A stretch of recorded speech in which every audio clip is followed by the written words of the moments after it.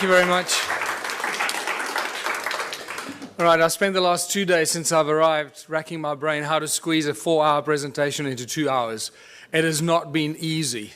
So I'm going to go through this at a pace, not because I want to confuse you or myself, but I feel like if I leave anything out, I feel like I'm robbing you of valuable content. And, what do you leave out of something that's a work in progress that started out 8 years ago with a small little presentation and now consists of volumes and volumes of research and discovery that is, I for one, certainly did not expect to happen to me. So let's kick off. The history of our planet is far more mysterious and stranger than most of us will ever realize. And just by talking to the people here, it becomes very evident. The more people you talk to at this conference, the more evident it becomes.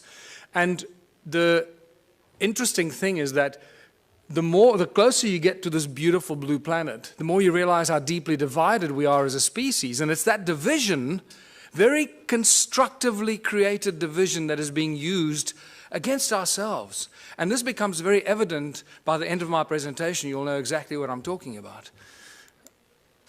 The great human puzzle. Who are we? Where do we come from? Why are we here? Everyone has asked those questions, the three Holy Trinity questions, if you can call them that. It sounds so simple. We should have all these answers at our fingertips, and yet we can't, define these answers with any kind of confidence, because every time we think we've reached some sort of answer, everything shifts and changes and sends us in a completely different direction. And I normally have a lot more slides here to go into much more detail, but I edited those out. Sound and resonance seem to be the common denominators of religion and creation. No matter how far back you go, no matter how many civilizations you look at, eventually, if you scratch deep enough, that's what you're going to find. Sound, resonance, frequency, but primordially the sound.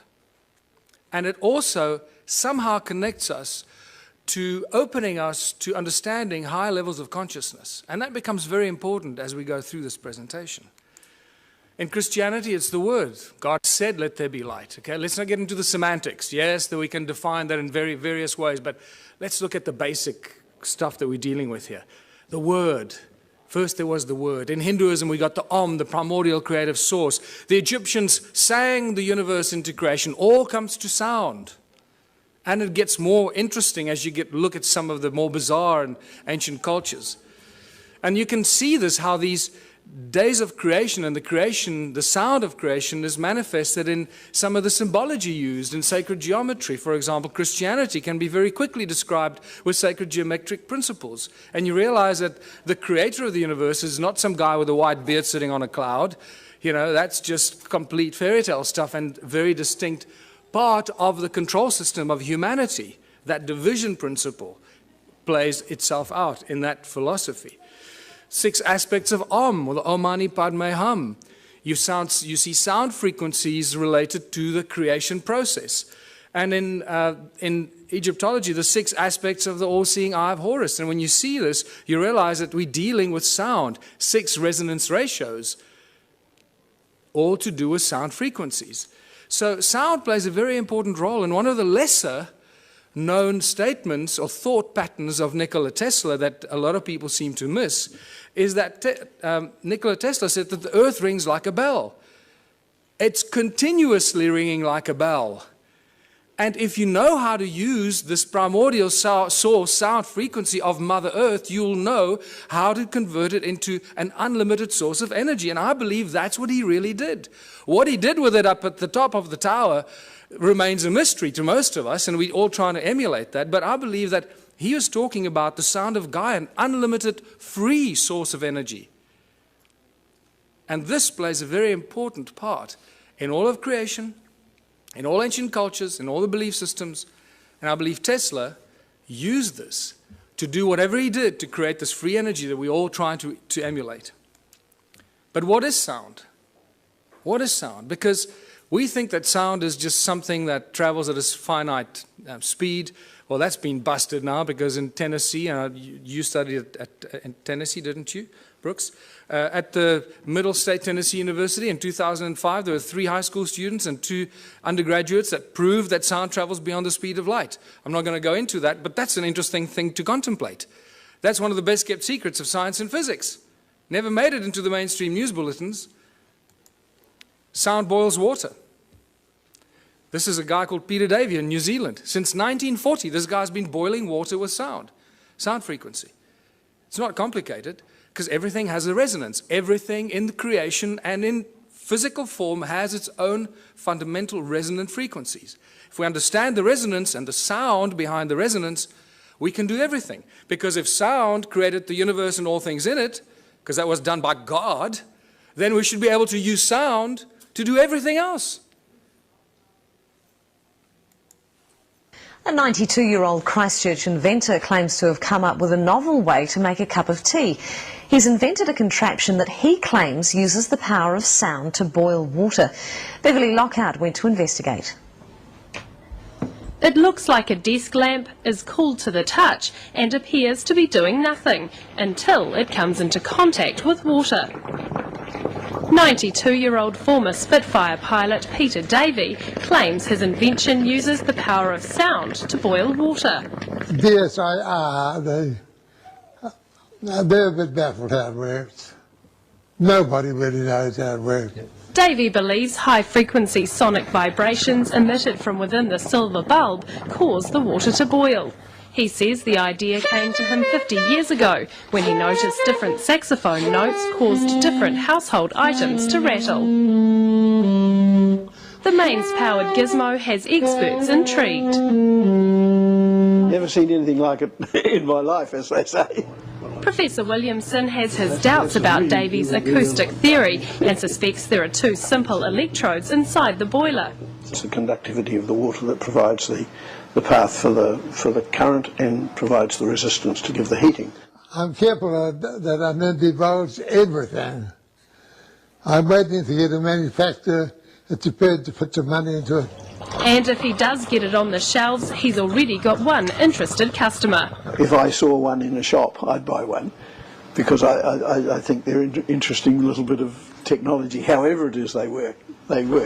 But for now, Davey is savouring his gizmo's success and sticking to his own unique theory on how it works. Beverly Lockhart, 3 News.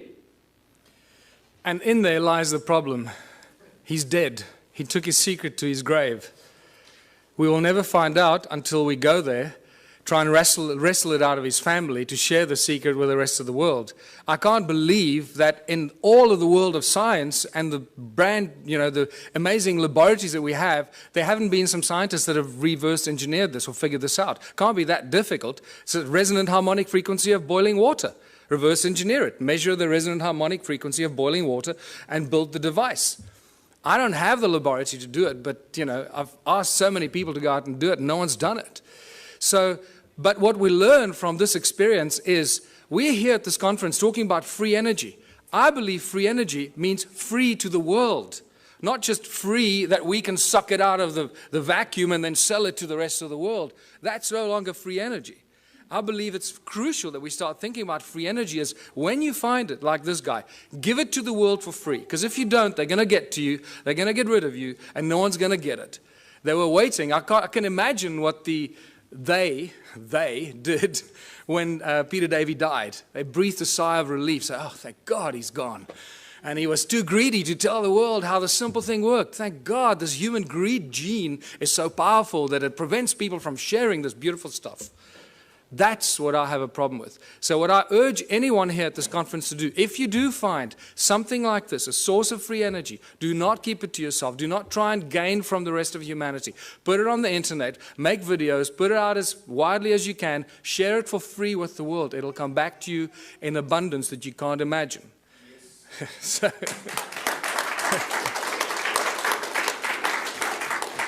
Sound levitates. All ancient cultures talk about levitating things with sound, not just sound, but also with mind and thought.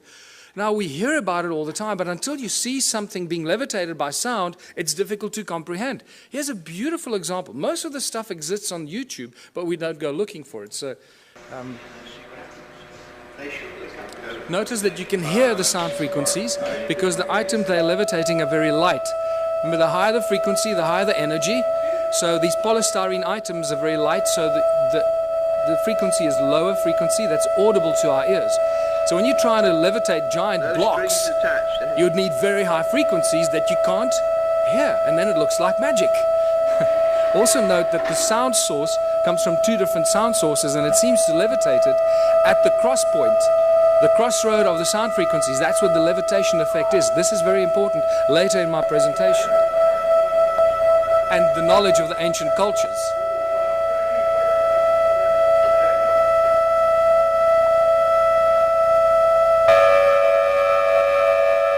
Just the slightest sound variation and the thing starts to tumble and spin.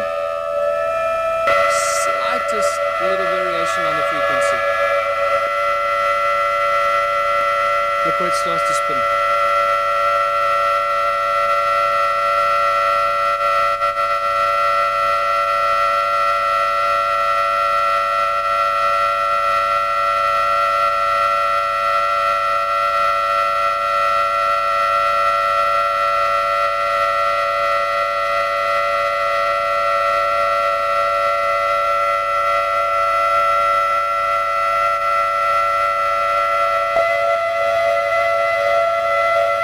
Real irritating noise, but you know, you have to put up with it too.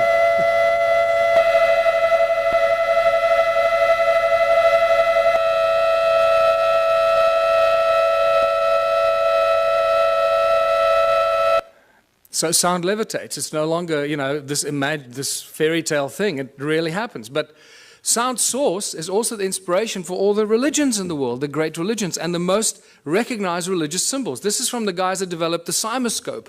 I normally show the cymoscope, but lack of time. So look at this 3D bubble that is created as sound. Remember, sound is a three-dimensional thing. From the pop, it goes in all directions. It's not a wave on a piece of paper.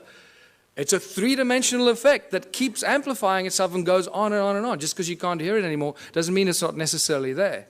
So here's a three-dimensional bubble that's created at the sound. But look on the right-hand side at the cross-section of it. What do you see? You start seeing one of the most commonly recognized religious symbols. Why did the religions choose the symbols? Because when you drill right into the middle of this, what seems to be at the very source of sound, the pop, or that moment, instant of pop, this is what you get. Oh boy, do I recognize this interesting symbol. And this is where you realize when the ancient cultures carved these intricate things into rock, they weren't just imagining things. They understood that sound was the source and how sound can create and levitate and manifest shape and form. And that's why they carved hundreds of thousands of these crosses in circles. And not only did they carve it, but it's also recognized by ancient cultures. In southern Africa, it's known as Mabona, the Lord of Light. Lord of Light, sound and light, the creator of all things, the source of all things. And you see this shape repeat itself in some of the most popular religious symbols, like the Coptic and the pagan crosses. You see the sacred geometric patterns imitate themselves in these symbols. It becomes very interesting because now you know where they get the symbols from. It all comes from sound. What does this have to do with ancient civilizations and evolution of consciousness? Well, everything, because the ancient cultures understood this. They understood the process. They understood the source. And they used the source of sound as a source of energy. And this is what my discoveries show in South Africa. The resonating chambers for creation of energy, that's what the pyramids were. Many researchers are starting to reach that conclusion, that they were actually resonating cavities to create huge amounts of energy. And they would have looked something like this. What's also clear to me, the more research I do, especially at the sites in South Africa, realizing that we're dealing with sound and light, that they probably used light to activate some of these sound devices. They were actually resonating chambers, that it was activated by light. And this is why they were aligned with solstices and equinoxes with specific frequencies and energetic alignments of the movement of the sun that would activate these ancient sites and then bring them to life. Something like that. And if you think that's not happening, there's an interesting photograph that is available on the internet of some strange energy forms coming out of the pyramids, taken with some weird lens that shows you energetic frequencies, and this got me very excited because this is directly connected to my discoveries in the stone circles of southern Africa. This is some interesting symmetrical interference patterns that were taken at Stonehenge, which tells us that Stonehenge was not an accidental bunch of, long-haired, loincloth, cavemen that built this with ropes and pulleys. And when you go to Stonehenge, they still have that image on the side of the tunnel as you walk towards Stonehenge. They still show the guys with ropes and pulleys building Stonehenge. It's insane. So it's a very, very advanced device, Stonehenge. And what blew my mind is how old Stonehenge is. This is probably one of the oldest sites on Earth. It's probably more than 1 million years old. Are there any geologists here? Any geologists? Well, most of you are homemade geologists, sir. You're told that that stone there fell over. It was the twin of that stone, and it fell over. Right? They were connected at the top, and it broke when it fell over. Well, there's the break. Okay? Now, this is sarsen stone.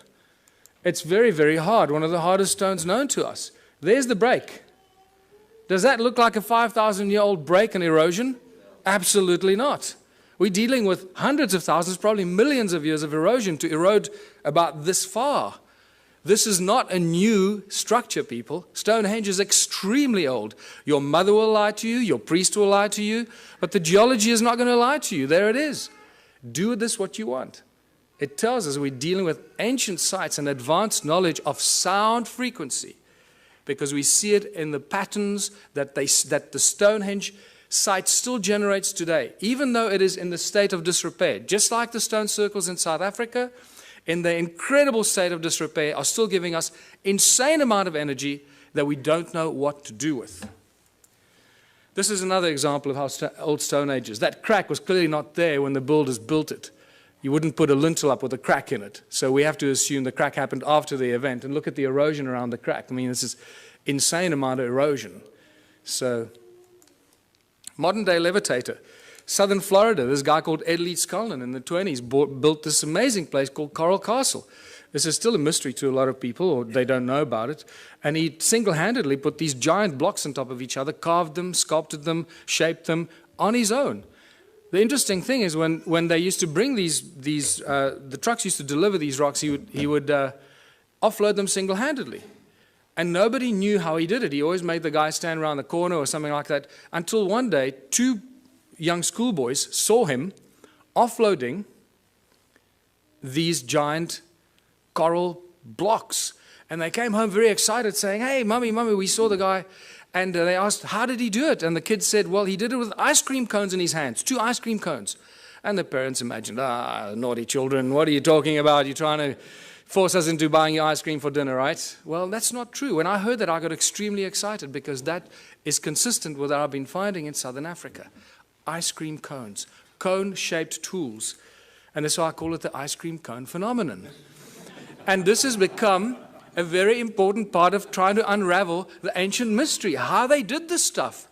They used sound, they levitated stuff, but how did they do it? And I find many of these cone-shaped tools scattered all over southern Africa, among the ruins, wherever you go. I was up the mountain 2 weeks ago, again, walking through areas that I've never been before. Remember, at this stage, I'm the only guy researching this, the whole of southern Africa. It's like I'm the only guy researching Egypt. That's the equivalent of that. There's one guy in all of Egypt let loose to do, try and get some sanity out of this. And so I feel a little lonely, so come help. So just to show you that these ice cream cone-shaped tools are everywhere. There are thousands of them. I've just collected a few, because after a while you get bored. So, there's another one over there. And then you get to the Rosicrucian Museum in the United States, and guess what I find? These cone-shaped tools on display with Sumerian writing on it, Sumerian cuneiform writing on it, commemorating the building of the temples in Sumer. They were then stored in the walls and hidden in secret chambers in the walls that were retrieved from the secret chambers in the walls. Now they're on display in the United States. Cone-shaped tools commemorating the building of the temples in Sumer. The plot thickens, doesn't it? So let's go back to South Africa, or Southern Africa. The current belief system is that Southern Africa was a sparsely populated part of the world with only a few inhabitants up to about 1,000 years ago. And they tell you about maybe 5,000 people, maximum 10,000 people, hunter-gatherers running around, shooting a buck here, shooting a buck there. Well, they don't do their homework when they put this in our history books, and they insult our intelligence, because unfortunately the ancient stone ruins of Southern Africa tell us a completely different tale. But they still continue to put in our history books, still today, that these are just cattle kraal for keeping cattle. These amazing stone structures that cover most of Southern Africa, but they didn't know that it covered most of Southern Africa, so they put these ignorant things into our history books, and then we pay lots of money to send our children to university to regurgitate this crap. Right? And it's spectacular. They just make the stuff up, put it in the history books, but because they doctor this and doctor that, everybody just kisses their butt and nobody questions them. It's really sad, but just to show you what some of these structures look like, I'll go through these rapidly. They are really remarkable structures. And the walls are not very high. Sometimes they're flat with the ground. Some places they're 3 meters tall or 2.5 meters high. The most important thing that you need to notice is that each one is completely unique and different. There are not two that are even closely, remotely the same. Each one is completely unique. Now that was a question that wasn't asked until I came along. What you also need to look at is the stuff around the obvious structures, not the structures themselves, because you'll see that there's a lot of stuff around the structures that is hidden by soil. It's not visible to you unless you're up in the air, like you're looking at from this vantage point. Otherwise, you don't even know it's there. You walk through the veld, you have no idea you're walking over ruins. And then when you look at it on Google, you say, oh my goodness, I was walking there, and I was walking right through all these ruins and these terraces. I didn't even know it while I was walking there. And this is the awakening that happens. I mean, let me just go back here. I mean, look at this horseshoe-shaped structure here, attached with a circle inside, with a stone right in the middle of it, with these weird two, like, towers that lead you in there. And this arm of this from the center goes right through the middle of this. There's some weird stuff going on here that we don't understand. Look at all this stuff hidden by soil underneath, around this obvious ruin here. There's another horseshoe-shaped, ohm-shaped structure. And what does ohm represent in modern electronics and electricity? It's linked to vibration, frequency, the movement of current, and so forth, resistance. Look at all the stuff in between, covered by soil. You have no idea that there's much more of this stuff in between, connecting this one to that one. And then they build beautiful flower-shaped stone structures because they look like pretty flowers, right? Except you can only see it from the air. And they're all connected by these channels. There's a channel coming out of it and a channel running down there that's badly destroyed, and these strange hexagonal shapes. What is activity all about in Southern Africa? Always about gold. Don't you ever forget it. Always about gold. And remember, it's not the obsession of humans with gold, it's the God's obsession with gold. In Genesis 2, when Adam was alone on earth, Eve had not yet been fashioned from his rib. God comes to Adam and says, hey buddy, there's a place called Havilah.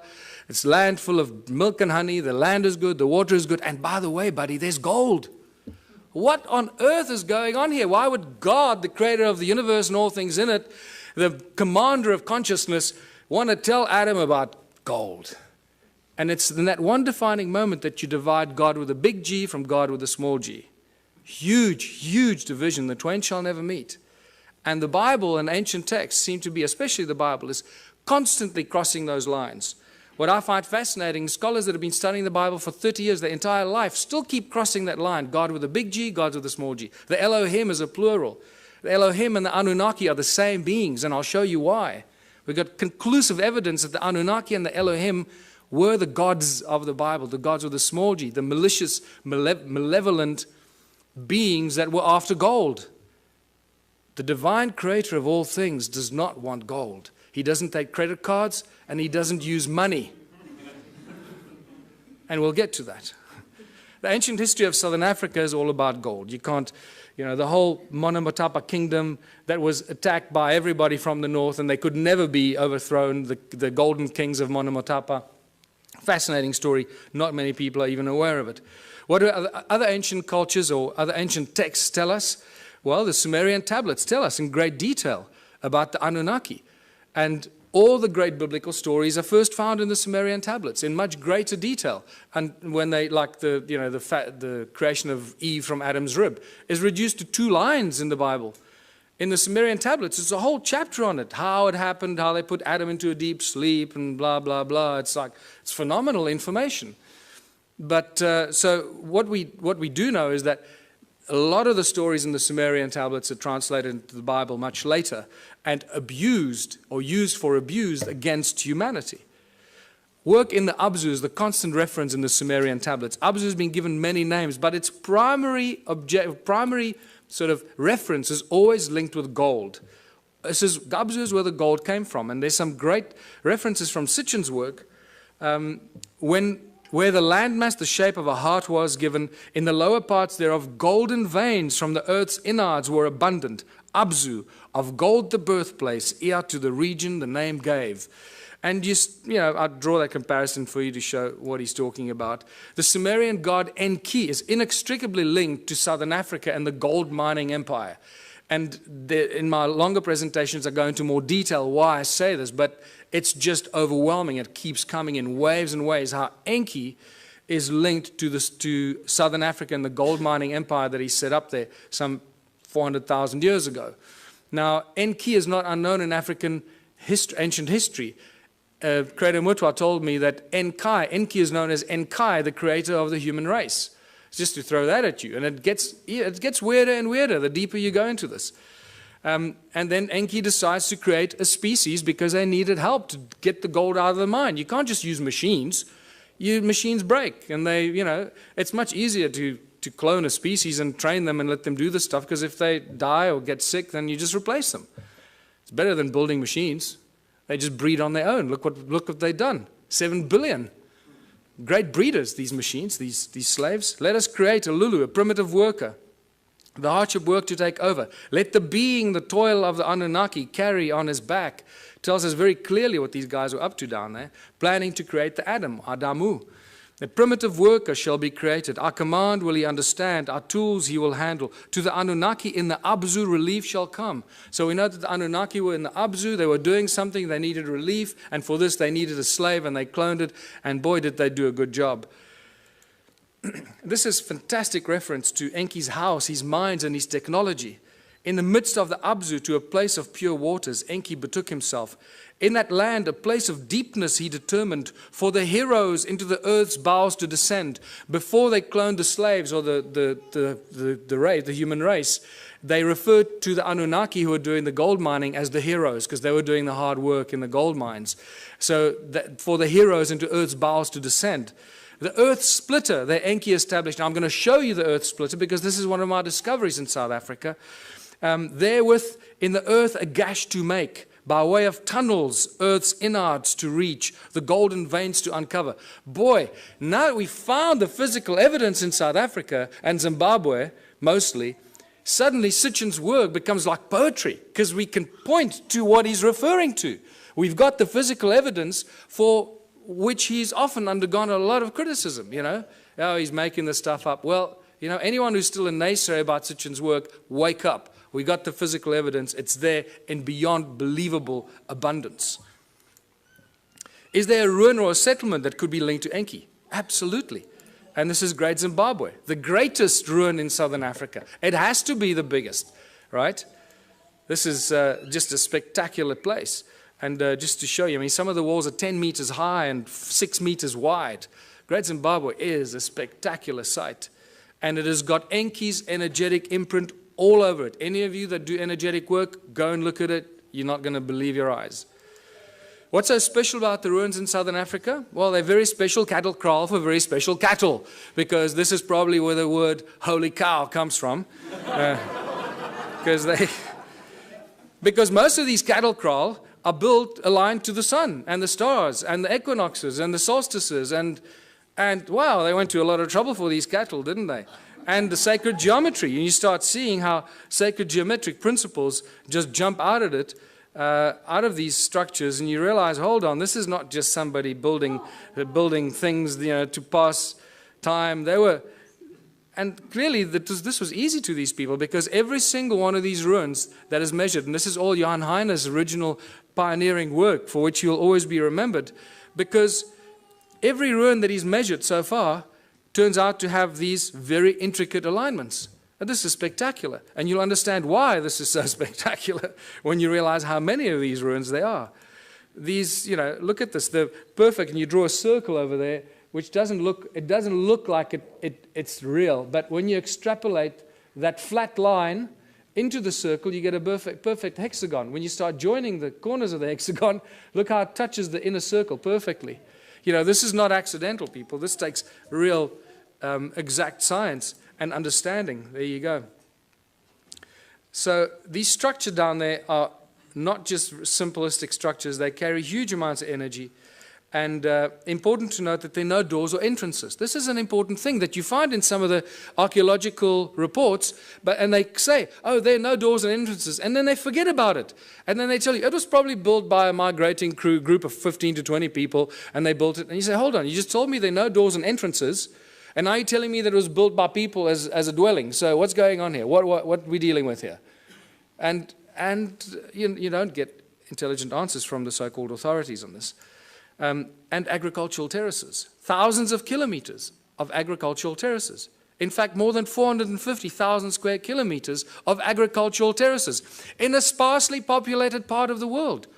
Who built these terraces? What were they planting in these terraces? What's going on here? It doesn't fit. It doesn't match. Terraces are everywhere. When you start looking and opening your eyes, mountains are covered by these terraces. This is in Botswana. This is in Lesotho. There are terraces up some of the most incredible steep mountain sides that don't make any sense. In fact, if you go into Google Earth and you look at Lesotho, I challenge you to find any part of Lesotho without terraces. It's actually quite incredible. They're just terraces everywhere. And there's just been no people down there to build these terraces, so where do they come from? This is one of the greatest examples, because you can see the channels that link them, the circles and the terraces, all one giant grid. Nothing stands alone. Remember I told you, look at around the circles, the stuff hidden by the soil, because there are no standalone circles. They're all part of a giant grid, a huge grid. No standalone, all connected by these weird channels that are clever people at university call roads to drive the cattle on. This is why these roads are there, because they were built because the people 200 years ago built them to drive their cattle on. And that's as far back as they go. Maybe 400 years ago, that's it. This is just spectacular. This is right up the road from where I live. So when I leave my house and I go walking in the mountains, this is what I walk in these places. And it's rather silly. So I take a lot of photographs and I write a whole bunch of stuff, and then I come talk to people like you, and I feel like I'm, alone, lost in the world. Ancient roads and channels run for hundreds of miles. Notice, circle, channel, and the extrapolation or the extension of the circle that looks like a giant spider's web. And it's these giant spider's web that turn into these agricultural terraces. And there's a very specific reason why this is all connected, which you'll understand soon. Look at these archaeological drawings from 1939, clearly showing us that there are no doors and entrances, and these circles are all connected like a bunch of grapes. And then they don't make any more comments about it, they just leave it. The roads link every stone circle. There's the road there. It's very, very badly eroded, as you can see. Most of the times you don't even know you're walking on these ruins. Over there at the bottom, it used to connect in there, but that looks like water washed it away at some stage. Look at this linking into these strange hexagonal things. There's not enough time to talk about that, but there's spectacular information about what was going on there. And there's ruins there and there, but they're just covered by soil. This is a beautiful example of a channel running into with all the stuff around it. The spider's web effect. Look at this. Now imagine most of southern Africa looking like this a long, long time ago. And these are all cattle kraal, as I said, built for special cattle. There were a lot of cattle. Boy, they were just, I don't know where the people were, but there are a lot of cattle. Hey, maybe... How many of these ruins are there. And this is where the penny really drops, when you start figuring out how many there were. In 1891, the brilliant Theodore Bent, this is one of the few archaeologists that I carry real respect for, wrote a brilliant book, The Vanished Lost Cities of Mashonaland. And it's a phenomenal book. And in 1891, from horseback, traveling through South Africa, Botswana, Zimbabwe, he estimated about 4,000 of these structures. Then by 1974, Roger Summers, who had more technology available, calculated about 20,000 of these stone ruins. Now, by now, I started going, hold on, 20,000 stone ruins in a sparsely populated continent doesn't make any sense. I got involved in 2007 when Jan Heine introduced me to this, and within 6 months, I estimated at least 100,000 ruins. So I thought, well, before I release Temples of the African Gods, I can't just thumbsuck the stuff. Let me have some sort of at least scientific argument for this. So I started counting. I used Google and aerial shots and just started counting, and extrapolating, getting averages per hectare, per square kilometer, per larger area. And I went all over southern Africa and found these densely clustered areas and got averages. And some of the aerial photographs looks like, there's circles here. When you look closer at it, when you study this, you see how connected they were. This is all over southern Africa. Some of them are in the Transvaal or in Gauteng, what used to be the Transvaal, in Mpumalanga, in the Orange Free State. There's some in Natal, KZN. I just found some in KZN 2 weeks ago when I traveled to KZN. And I hadn't found any before. So wherever you go, you find more ruins. Zimbabwe, Botswana, as I mentioned. And this one I'll be talking about again. This is near a town called Bronkhorstspruit, very strange looking structures. This is again close to my house. And this is south of Johannesburg. There are thousands and thousands of these south of Johannesburg, and they think they discovered gold there in the late 1800s. And this is just spectacular. It's the density of these. This is other side of Rustenburg, where I grew up near the platinum mines on the way to Botswana. This runs about 5 by 5 kilometers, and it's just dense like this. It's ridiculous. And this is back near where I live, just to show you the circles with the channels connecting them and the terraces. And by the time I finished counting, getting all these averages, I found out there were more than 10 million of these. So forget 4,000 and 20,000 and 100,000, more than 10 million of these. In fact, I can now tell you categorically it's probably closer to 20 million of these. And we'll be surprised if there aren't more. It's spectacular. We're dealing with the largest and most mysterious ancient civilization on earth that no one's paid any attention to until now. What happened to them? What happened to 10 million stone structures and the people? Forget the stone structures. We've got evidence of those. Where are the bones? Where are the dead people? There's nothing. Not a trace of who occupied these. Isn't that more mysterious in itself? That for an extended period of, I'll show you, about 280,000 years, people lived and worked here. Then no fossil remains of these people. What on earth went on here? This is where you start listening to people like Drunvalo Melchizedek, when he says that, human populations have been evacuated and moved from one planet to another. You go, well, hold on. Suddenly that makes a little bit more sense than anything else. Because we should have found bones. There's been a lot of digging, mining, and there should be bones everywhere. Farmers, building houses. So what happened to them? This is where the Sumerian tablets become very important. And the King's List, I'm going to come back to this, because in the two King's Lists that give us exactly the same story, they give us the names of 8 kings that ruled for about between 220 and 241,000 years. The names of the kings are the same, the places they ruled are exactly the same. The dates vary a little bit. So you've got to allow some, mistakes in translation. But the names and places remain the same. This is very, very interesting. But what this tells us is 2 very important things that I'm going to come back to later. And this is a repetitive theme in the Sumerian text. Is after the kingship descended from heaven to earth, after kingship was lowered to earth from heaven. Okay, to us it doesn't make any sense. Oh, we think it's some crap made up by the ancient people because they were all stupid, right? And then it tells us who these kings were and how long they lived. And you can clearly see that they weren't human, because they lived and ruled for 36,000 years, 64,000 years, 28,000 years. And then a very important thing that it tells us, a very important statement from these 2 Kings Lists. And then the flood swept over. So two very important things, three important things. That kingship was lowered to earth from heaven. Somebody up there decided that they were going to appoint some kings on earth, some priest kings. That changes all of human history. It tells us that they ruled for an extended period of time, and then the flood came. So we seem to have a history, a chronology of human history until the flood. Prior to this, or until now, we know very little about what happened before the flood. And this is very important. So I believe that when they say the flood came, that's what destroyed these ruins. Some 12 to 13,000 years ago, the so-called Great Flood that there's not much argument about in geologic and archaeological circles. And you can see the sedimentation. That's why most of these ruins are not visible. Most of them are covered by soil. They're hidden from us. And wherever there's stone circles, there are gold mines. You can't get away from it. More than 75,000 gold mines have been found between 2005 and 2010 in a geological survey just around the little town of Leidenburg in Mpumalanga province. 75,000 gold mines.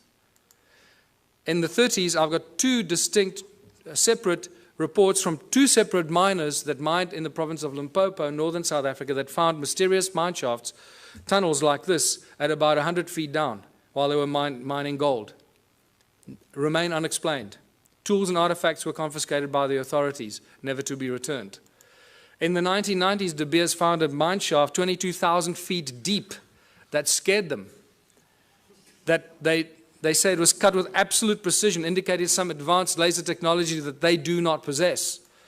Anglo American, I know, has a secret file that they keep for covering up ancient mines and shafts. Anytime they come across an ancient shaft or a mine, they cover it up and move on.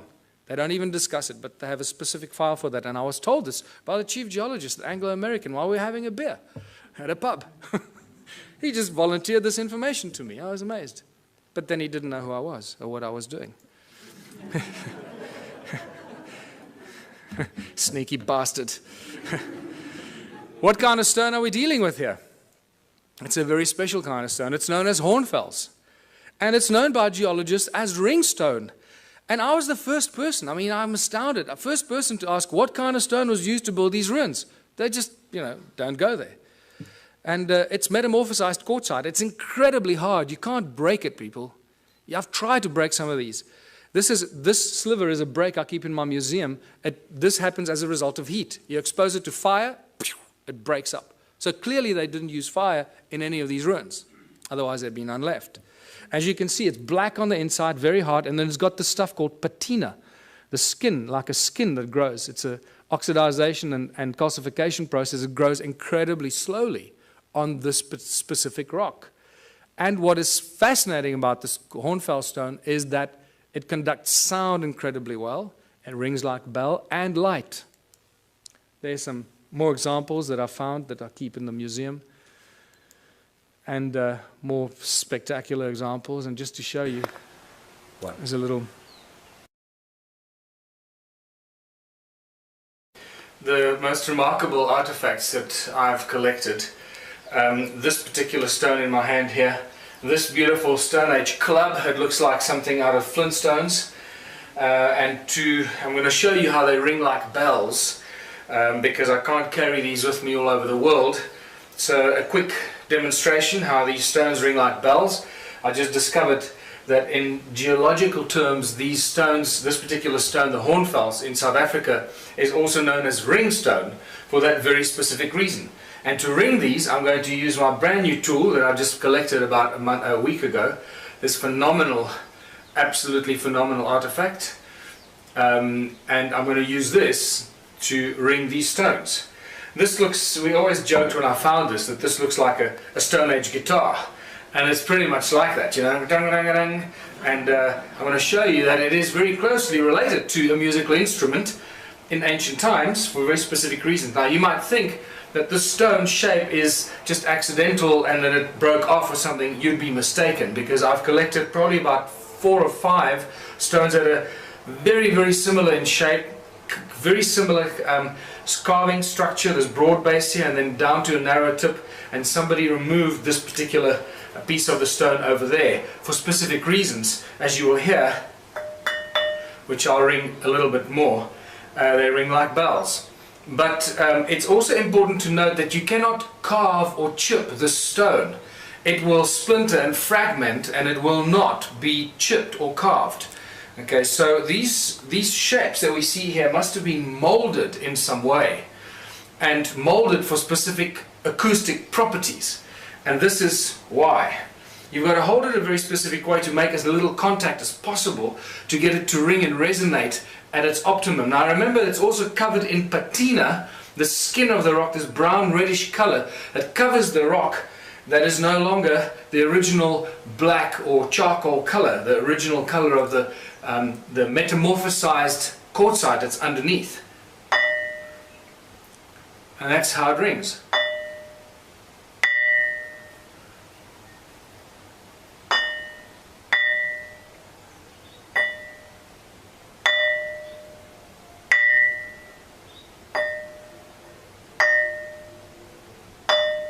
I can actually feel my fingers underneath are deadening the ringing because I'm holding it and it's deadening some of the effect.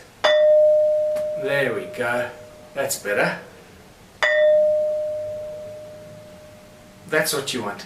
You realize that this thing really rings like a bell and it reverberates for quite a long time.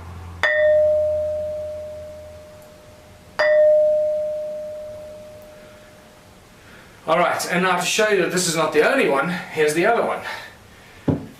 The Stone Age Club. And I drove over this myself a few times, driving up the mountain of the forest road, and eventually I stopped and picked it up because I realized this is one of the most remarkable tools that you will ever find, and thank God I did.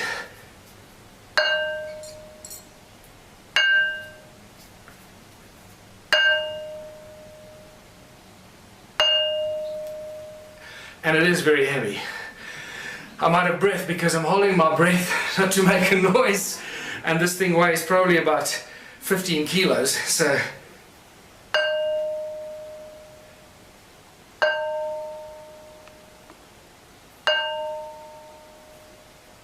and there you go. Demonstration how these stones ring like bells, and they were used in all kinds of ways and fashions, just like the Ankh, to create specific vibrational frequencies and specific notes to use as a form and a source of energy. And just to remind you, metamorphosized quartzite is full of what? So we can talk about this later, when we start getting into the consciousness principles. What are we really dealing with here? And what do these ancient sites contain? How much information is actually stored in these ancient sites? Yes? Just a quick question with the stone there. I noticed that the frequency was the same. It seemed to be the same note. Did you actually ever try and measure the exact frequency? Yes, we did. We measured. Well, not those two. I haven't tested those two. But somebody emailed me. I get thousands of emails. Somebody emailed me saying that's a B flat, I think. That is very important, but it's just not enough time to go through all the stuff. Sorry. And then all these anomalous tools I've been collecting and finding. Strange tools. Once again, some of them are these cone-shaped tools, always to these points. And then the stone phallus. Stone phalluses seem to be very popular in these ancient times. What's important to note, see how the patina has covered all of them, remember? Somebody must have carved them or shaped them at some stage. And they're all covered in this brown patina. Okay, keep that at the back of your mind. This is at top of the big ruin on top of the mountain there. That's spectacular, whatever that is, a bird-shaped stone, or there's a whole other link to the Zimbabwe birds that is in here, but we can't go there. These strange tools and artifacts that are just spectacular, that make no sense to us today, because it's not part of normal archaeological, stuff that they exhibit. And then the most spectacular mystery in all of archaeology, the sacred stones. The special sacred stones. Hundreds of thousands have been found in southern Africa. Now, because we had a breakthrough energy conference, you'll automatically notice that they resemble a torus shape. So I'm giving you a little hint as to what these are for. But in South Africa, the Archaeological Society has it as a logo, and they will still teach you that these are weights for digging sticks. That the people made them in the hundreds of thousands, when there were only a few thousand hunter-gatherers, because this is from the Stone Age, right? So there were no metal tools. They made this with other stones because they needed weights for their digging sticks when they were digging for roots in the veld. I can't think of anything more insane. These people should be locked up. Where's the flagship among all these ruins? And this is where we get to the very important Adam's calendar. It was rediscovered in 2003 by Johann Heine, and he'll always be remembered for that, because this is one of the most spectacular discoveries in all of human archaeological history. These are the two central calendar stones. Baba Kreda Mutwa, the preeminent African shaman, told me when I saw him, there you can see Adam's calendar, my other book lying on the desk. When I showed him this book, he burst into tears and took quite a while to calm himself down. He said he never thought he'd see that sacred place again. He was initiated at this place in 1937 as a young shaman, and he calls it Inzalo Yelanga, or birthplace of the sun. Specifically the S-O-N, not S-U-N, because it is believed by the shaman that this is where the gods created humanity, birthplace of the sun. That's what it looks like from a helicopter, circular structure, that is north, that is south, not the trees, the stones under the trees. They're the two central calendar stones, and over there you see a wooden pole, that's where the stone man used to stand, and right from the stone man across there, across the Horus bird lying there, which you'll see, we're looking east, exactly east at the rise of the sun. On the edge of this cliff, which is known as the Transvaal Escarpment. There's looking north, exactly north, between the two stones. You can see north-south line goes right between the two central calendar stones. And why is it a calendar? This is Johann Heine showing me of our very first visit there, why it's a calendar. And he did all the original calculations when he rediscovered it. This setting sun casts a shadow, this rock casts a shadow on this one, and you can tell every day of the year, from the summer solstice on this side until the winter solstice on that side, and it comes back. So it's still an accurate calendar. And one of the few that I know, I can't think of any others that do this, monolithic calendars or Stone Age calendars. This is a 3D reconstruction that we did, putting the stone man back in his place, who was removed in 1994 by the Minister of Environmental Affairs, to put a plaque on it to commemorate the opening of the Blue Swallow Nature Reserve. Isn't that ironic? Desecrating one of the oldest sites on Earth. And then they try and prevent us going there because we're bringing tourists there and we're desecrating the place. And there you have, looking out east from the stone man across the calendar stones, very distinct Horus stone, looking at what? 3 stones that seem to align with those pyramidal structures over there, that are aligned with the rise of Orion over there. But you'll see more about that now. How do we date the stones? We look at everything. I'll look at anything, because you can't date stones. So you got to look at everything. Use your, do what the guys in CSI do. Follow the clues and the evidence. And what makes most sense, you have to go with that. So first of all, every stone there is known as dolerite. It doesn't belong there.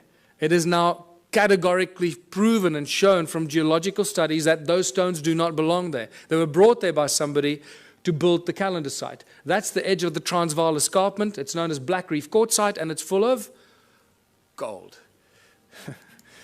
There's a gold mine underneath that ridge, actually, an ancient gold mine. The erosion, that piece there broke off there. That's the erosion on the tip of that ridge, on the break. Most geologists I've asked suggested to me, pick a number above 50,000 years for the amount of erosion that happened there. So 50,000 years ago, that piece broke off and landed there. Right? So now we're starting to get to the ancient age of this. But this is one of my best, is the patina growth, because I've told you already that these tools have been molded and shaped, and the patina has grown back. That's what it looks like when the patina is gone, black, and then the patina grows back. This is a great example of a monolith in one of the stone walls that at some point broke, and this tip broke off. Look at the patina that's grown back. There's about 2 millimeters of patina growth. We're dealing with something. This patina is known to grow at about 1,000 years per microscopic layer. 1,000 years per microscopic layer. So for a millimeter or 2 millimeters of patina, we're dealing with something that's 100, 200, 300,000 years old. We don't really have a measure for it, but it's extremely old. And we know that this is not normal archaeology. Look at this beautiful carving of one of the stone structures. So not only did they build the stone circles, but they first carved them into rock. This is another interesting part of this presentation that I normally go into a lot more detail. But look at, after they carved this crack appeared through the rock. This hornfels stone, you should see the black of the hornfels on the crack. On a fresh crack, you'll see the black of the hornfowls. But it's so old that the patina has grown into the crack and completely covered up the black color. So this shows us how old this carving is. So we're dealing with probably 50 to 100,000 years old that this carving is. So these are the kind of indicators that we have to use when you deal with this kind of evidence, because you can't follow the normal archaeological routes. They just don't have the tools to do that. But this, my friends, is by far the most important discovery, I believe. If you look at the circular, you can see the whole Adam's calendar is a circular structure, north-south. But the first thing that you notice is that it's not at 12 o'clock. It's not true north. It's slightly left of center. So Johan Heine and I had it measured, and we found out that there's a 3 degrees, 17 minutes, and 42-second deviation anti-clockwise. Now, that's not possible, because we're not dealing with magnetic north. We're dealing with true north. And at first, we thought that this had something to do with the precessional wobble. So I spent a lot of months trying to analyze and speak to experts in precessional counting and all that. And I realized, hold on, I'm barking up the wrong tree. This is true north. Wherever you are in the precessional wobble, true north stays at true north, right? So what's going on here? This is 3¼ degrees deviation. I believe that the man that holds all the information is Charles Hapgood, who's been trying to teach us about crustal displacement and crustal shift. I believe that Adam's calendar is a real geophysical example that crustal shift displacement did happen, because these guys did not make mistakes. They would not have accidentally built at 3¼ degrees out of alignment. It's not going to happen. So, we know that crustal displacement happened, we just don't know when. But here we have physical, geophysical evidence that it did occur.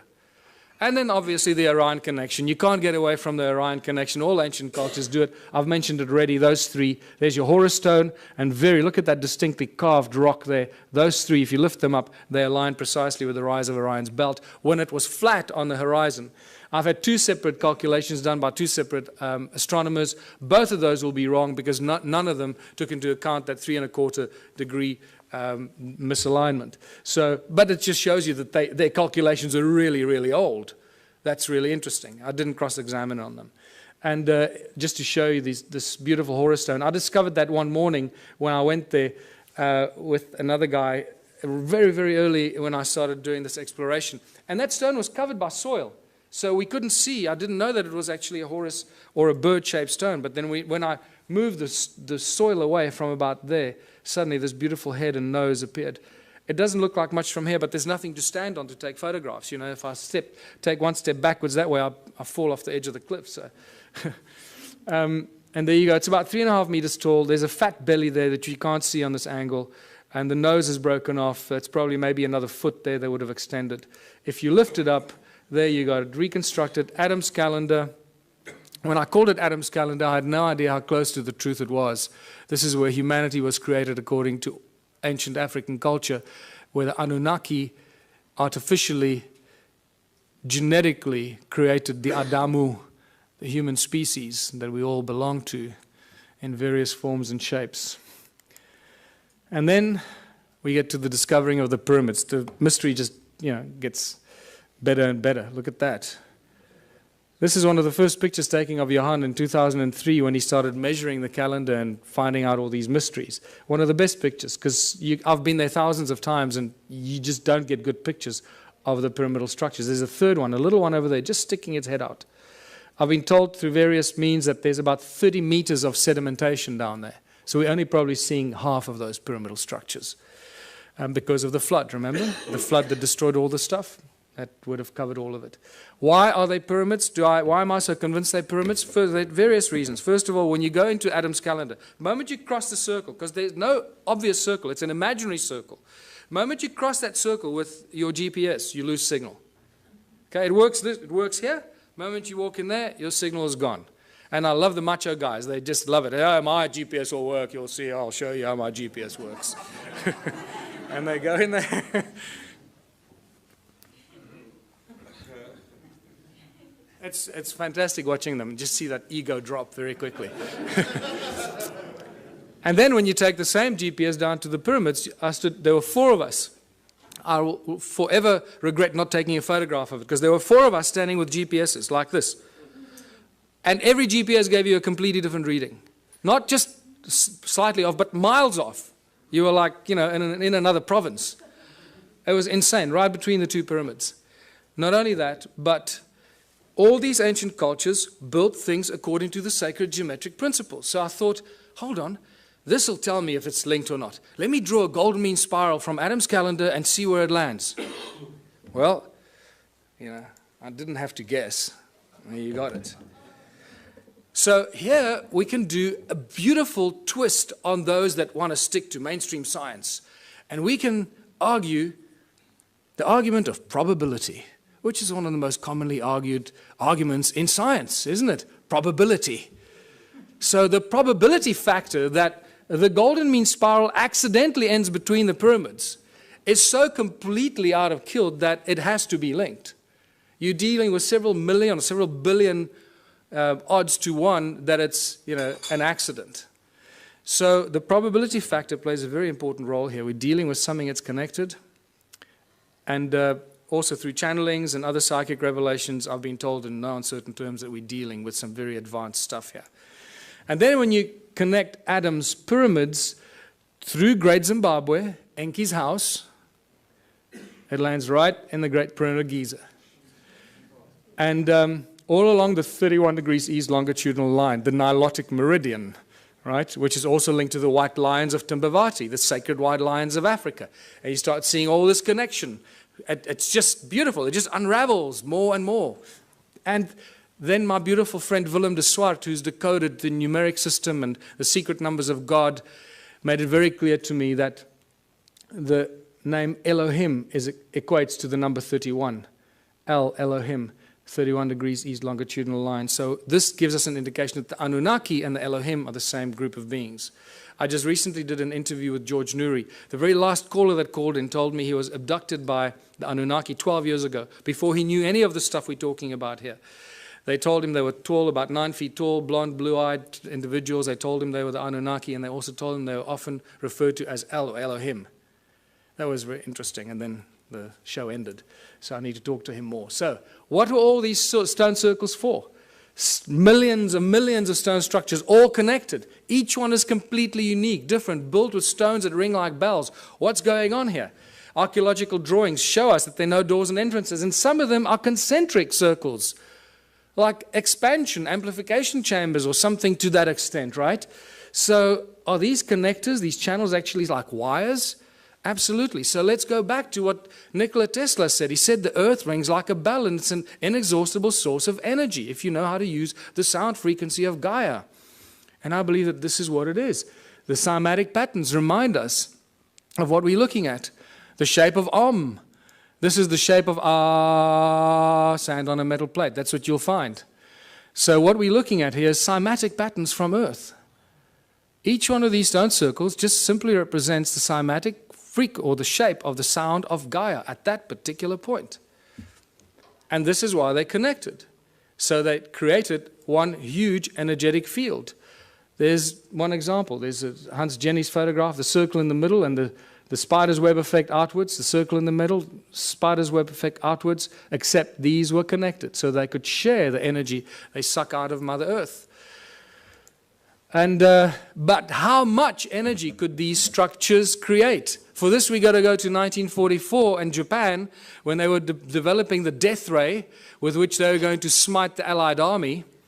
But unfortunately, they got nuked, so they never got to use the death ray. But one of the things that I found out is that at the core of this death ray was a thing that they used called a magnetron, a resonant cavity magnetron.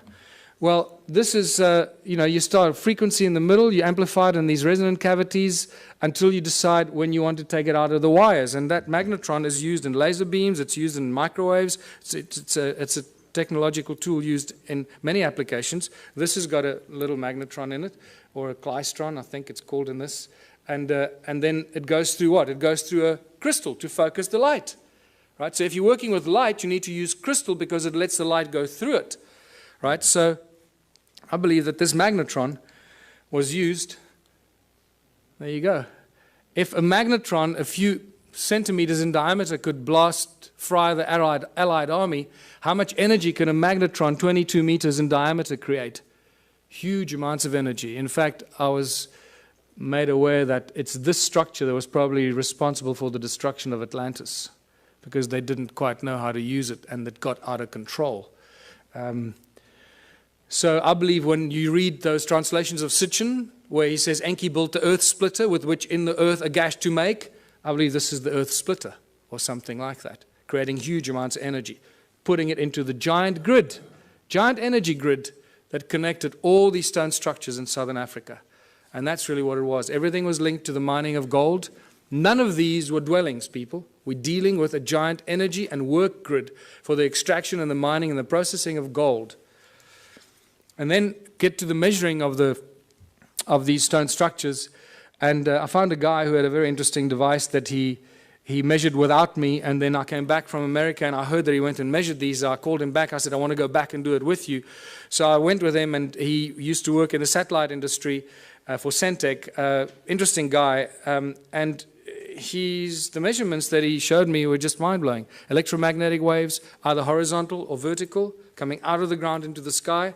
Sound frequencies in hertz, the loudness in decibels, and also what he calls the heat signature. The heat signature that he explained to me, he measures up to, it's the average temperature of the ground below the soil, below the surface, down to about 300 meters. He's got all kinds of ways that he calculates this. I can't explain to you exactly how he does this, but I asked him several questions to cross-examine him to see if he was not, making it up, and it stayed constant. So I believe that he does have a system to work this out. This is what he measured. The outside, the heat signature anywhere outside here is 5.5 degrees Celsius at the surface of the ground. The moment you move the device in there, it shoots up to 29 degrees. So it's 5.5 degrees, 29 degrees. 5.5 degrees, 20. There's no scientific explanation for that we have right now. You go in there, it goes up to 33 degrees. 5.5 degrees, 33 degrees in the middle. What's interesting, the electromagnetic field here runs at the equivalent of about 280 megahertz, but it's vertical, straight out of the ground into the sky. So it's a column of energy out of the ground into the sky. Over there, it creates like a dome-shaped effect over the circle, because you also lose GPS when you go in there. So I can now understand why you lose GPS, because it creates the circle. There's no electromagnetic activity outside. The moment you go inside there, you pick up this horizontal electromagnetic effect, equivalent to about 480 megahertz. And he went into more explanation to me exactly how sorry, let's go back here. And then the sound frequency he measured coming out of these walls at 14.5 gigahertz. Now, we don't measure sound frequencies at those. This is really mysterious. So, and at 72 decibels coming out of these walls. And then we went up to this one here, and it got even worse. Measured 33 gigahertz sound frequencies coming out of these walls inside here. 33 gigahertz. When you walk along this channel that ran in here, the wall was broken there, but the channel runs in there. It started like 5 degrees. It keeps going up. As you walk there, that heat signature keeps rising. By the way, the heat signature, he explained to me, can only go up to about 80 degrees Celsius, at which point it suggests that you've got a volcano under you, about 300 meters below you. So that's how he's calculated it. And so at 80 degrees is the max, and nothing more is possible. So we go from 5.5, and by the time you get here, it's at 33 degrees. Around 30 degrees there. When you go from outside there, 5.5 degrees, onto that little attachment there, inside, shoots up to 58 degrees. 5.5 degrees, 58 degrees. There's just no reason why it should be doing that. And then the electromagnetic waves, once again, there's a dome-shaped horizontal effect that happens inside here at that frequency. And it's horizontal. Also, this is why, when we did ground-penetrating radar, I used the world's leading company to do ground-penetrating radar on 3 structures. This is one of them. There was another one of those flower-shaped ones, and then at Adams Calendar. And all the way through the ground-penetrating radar exercise, I kept asking the guy, are you getting GPS signal? And he says, yeah, sure. And he had a really big GPS thing on his back, and I thought, okay, well, our measurements are down the drain. That's it. The guy was lying to me. And then I waited, after working like a dog for a whole long weekend, because to do this GPR is not easy. The GPR devices are not meant for rocky terrain. You've got to drag this big box up the rocks and down the rocks, and I had to do the dragging. So I worked my butt off for the whole weekend expecting some results. So, you know, a week goes by and I phone the guys in Joburg and I say, have you got any results for me? I'm dying to see the results. And they say, yeah, no, we've got some problems with, I'll get back to you. A month goes by, nothing. 3 months go. Eventually I said, just tell me what's going on. He says, look, we got real problems with the GPS. Everything's just completely scrambled. I don't know what happened. I'm really, really sorry. But it's just like complete garbage. This has never happened to us before. So I went, don't worry, it's okay. You made me the happiest guy in the world. Because now I know that our measurement's accurate. It looks like you're getting a reading, but you're getting garbage. So when they put it in the computer nearly blew up. It said, sorry, buddy, I don't like what you're feeding me. And then we get to Adam's calendar, and everything we know, or we think we know, just flies out the window. There's the imaginary circle once again. And as you approach it, the heat signature is at 9.5 degrees. It's a little higher than the other places. As you cross that imaginary circle, remember there's no wall. So 9.5 degrees, as you cross in there, it shoots up to 77 degrees. 9.5, 77 degrees. But then when you go in between the two calendar stones, it shoots up to beyond 80 degrees, beyond what suggests you're standing on a volcano. This is bizarre stuff. Is it the human that enters there that makes the change? Or if you leave a thermometer in there, is it the temperature? It's not a thermometer. No, this is special calculation. It's a heat signature. It's not the temperature of the ground. Okay, so it's, again, it's the average temperature that he explained to me, about 300 meters below the surface.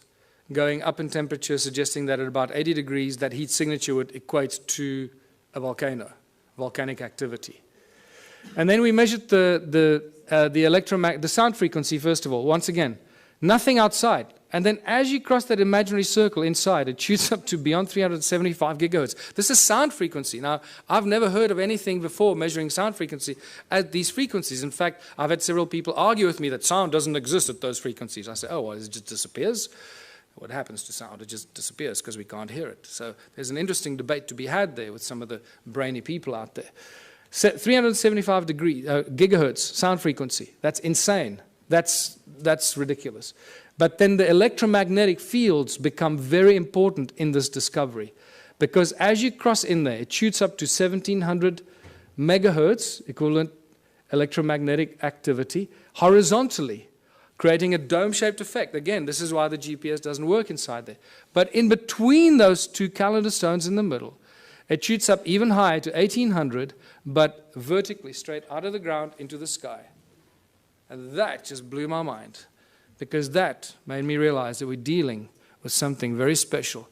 Since I first started going there and taking psychics and connected people there, there have been hundreds that have told me things about the site that could not be told unless you knew something. So once again, the statistical probability that they were lying to me is out the window. They must be telling me the truth. And the recurring constant, that thing that I've been told by, strange woo-woo people, is that it's an active vortex and a portal. Now that we've measured it, I believe them, because this is the kind of thing that we measure there. Electromagnetic waves run horizontally, vertically, and then vertically coming out of it is one vertical shaft of electromagnetic waves straight into the sky. So what is this calendar site all about? What were they doing here? What were the Anunnaki doing here? They were getting gold. They were using the people to mine the gold, using advanced technology, Caesar technology, getting it off the planet. We know that they were getting it off the planet. Sitchin makes it very clear in his translations. But he says they would beam it up with skyships. I think he was very, very close to the truth, except the word skyships was misinterpreted in his translations. It wasn't skyships. It was a contraption like Adam's calendar. Beam up the gold, Scotty. Where do you want it? That's what we're dealing with here. They were getting the gold off the ground, off the earth, somewhere else. The gold isn't here. One of the biggest mysteries. Where's Germany's gold? Where's the gold in the USA? The gold is missing. Suddenly all the countries around the world are waking up that they don't have any gold. Well, this is an age-old story. It goes on for all of human history. Remember when the Spaniards arrived in the Americas and everywhere in the world, they found the native populations, they had all this gold, and they asked them, who does the gold belong to? There was always one answer they received, The gold belongs to the gods. And they were right. And they're getting it off the ground, off this planet. So Caesar technology was only discovered in the 17th June 2009. This was reported on in some of the scientific journals, talking about sound as being used as laser beams. Not light, sound. And they think it's very exciting because it's got great applications in the military, obviously. And this is where the sacred stones come in. Because I believe these are not only energy devices like toruses, toroid energy generating fields because of the special stone they're made of, but they're also frequency converters. One frequency in, another frequency out. And I believe that these pointy stones, like Ed Leeds-Skalnin, was reported to move the giant blocks with 2 ice cream cones in his hands. Well, you hold those 2 in your hands, it'll look like you're holding ice cream cones in your hands. And at the point where they cross, beaming high-frequency sound waves, they will create levitation. The higher the frequency, the higher the power and the energy, so you can lift huge things up and move it around as you want. Ice cream cones in your hands. Boy, those 2 schoolboys made my day. There you go. What I find interesting is that average 3 centimeters, which equates to 10 gigahertz. So when we reverse engineer this, I'm looking for laboratories that work on laser technology. We can do some remarkable experiments, people. We'll change the world. We'll use these stones and we're going to discover new energies. And we can, any volunteers, we can put you in front there, set it up, and see what happens if we phase you out or if you're still there. 10 gigahertz. So what have we learned from all of this? If we don't learn something from this information, it's completely wasted on us. And I believe we're going to have a break now. Is that true? We're going to have a break? No break? So I was going to have a 10-minute break, but mostly for your sanity, I'm used to this. So I believe that we're reaching the conclusion of a prophecy. All the ancient cultures have these great, amazing prophecies that last thousands and thousands of years, and they say that the end days will be as the first days.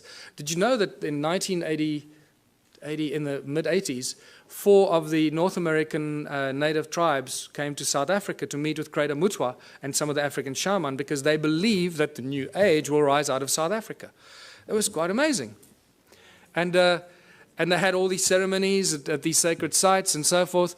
So the end days will be as the first days. Well, if humanity arose out of South Africa, then it should restart there again. And it makes me quite curious to see what's going on in South Africa at the moment. There's some really interesting things, and I seem to be involved in a few of those for some reason, but we're rediscovering free energy. We're discovering that sound is a source of energy. We just need to realize how to use it, figure out how to use all these ancient stone circles that give us insane amounts of free energy every second of the day. We just don't know how to use it. We're crossing the galactic plane. It's the rise and fall of civilizations, concluding these giant, as Plato called it, the great year. We're exposed to frequencies and energies that we probably haven't experienced in the last 26,000 years. So no wonder we're going through, turmoil, and a lot of people are going crazy. They don't know how to deal with it. We're exposed to galactic light from the great sun, the cosmic, the center of our galaxy. And we're exploding with consciousness. Why? Why are we exploding with consciousness? Because this galactic light is activating our DNA, and there's plenty of scientific evidence for that you can go and look at if you still don't believe that. And it's doing amazing things. It's not just activating our junk DNA, 97% of it. So as our junk DNA gets activated, it creates a feedback mechanism, and we start to think higher thoughts, and our consciousness grows quicker and quicker. It's a beautiful thing, this, people. And it's all connected to these crazy people, 280,000 years ago, building stone circles in South Africa. They created us and allowed us to get to this point where we can contemplate our own existence and our own humanness and figure out how we fit into this great, crazy picture.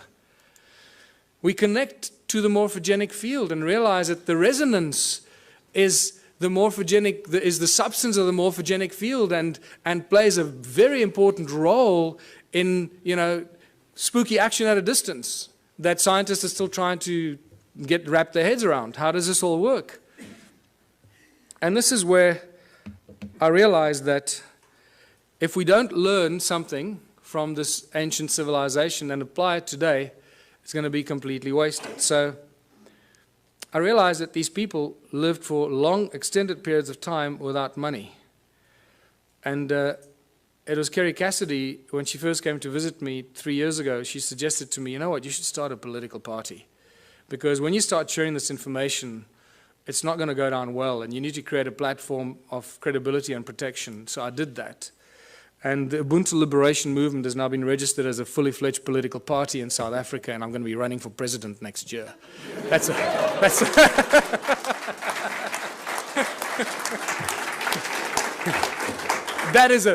the funniest thing I've ever heard. But it's true.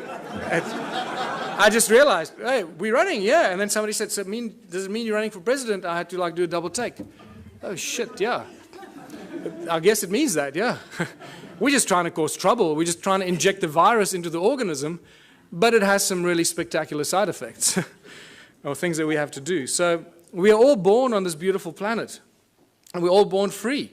And yet, we cannot move around freely. We cannot live where we choose to. We have to follow rules and laws that we didn't agree to when we were born. We have to work to pay taxes and to earn this thing called money. We didn't agree to that either when we were born. We didn't agree to be given a number and be treated like a corporation. We are living, breathing human beings. We're not numbers of infinite soul and flesh and blood. And yet that's not how we're being treated. The restrictions on humanity are endless, and they're getting worse by the day. The current situation is very simple. Every socio-political system has failed us. This is why we're in this mess. Otherwise, we wouldn't be talking about this stuff, right? If it was hunky-dory. Humans everywhere live in misery. There seems to be no happy outcome to the political and economic mess of the planet. Every year, every month, it gets worse. More poverty, more hunger, more homelessness, more misery. The global economic collapse is imminent. The fact that we still have a global economic system is actually miraculous, but it is a clear indication how powerful those individuals are that control the global economy. They have infinite power as it is now. Only us, only we can do something about it. And there's some simple things that we can do about it to change everything about our lives and how we continue living as living, breathing human beings and not numbers and corporations or fictitious, fictional entities. 1/3 of the world's food goes to waste.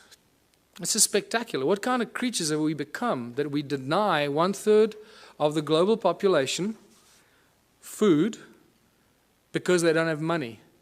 We don't hand it out, we dump it, we destroy it, because we can't give it to them for free. They need money, they need to work, lazy bastards. Do some work, go get a job, become a respectable member of society, get a job. We don't need jobs. It's the last thing we need. Every time I hear politicians say, we're going to create jobs, I sense shivers down my spine. It's the last thing we need. Busyness. Keep you busy, running around, forgetting what you should be doing, what kind of life you should be living. It's all encoded in the language that we use. How did it get so bad? This is where we get back to what we've just been to, the ancient civilizations. A small group of royal political families and the banking elite families took control of the world. This didn't happen last year or 100 years ago. This happened thousands of years ago, people. It started with the Sumerians about 6,000 years ago in the Middle East, in Sumeria.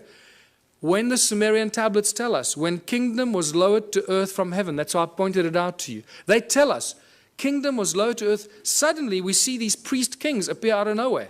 How did these guys suddenly take on this higher than thou situation? Who the hell are they? Where did they come from?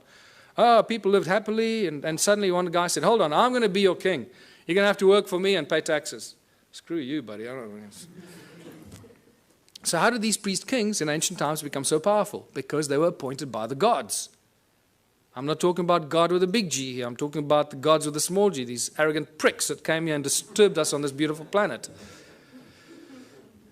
And what happened next after they appointed the priest kings?